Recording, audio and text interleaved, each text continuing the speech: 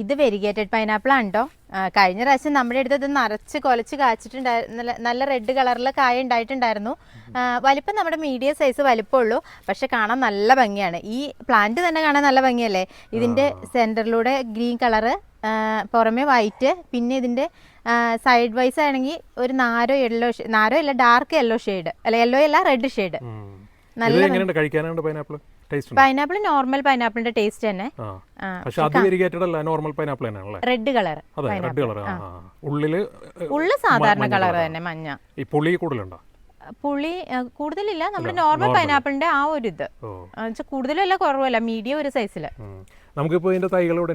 ഇതിന്റെ തൈകളാ ചെറുതാ, കൊറിയർ ചെയ്യാൻ പറ്റുന്ന തൈകൾ. നമുക്കിവിടെ 2 വർഷം കൊണ്ട് കായ്ച്ചത്.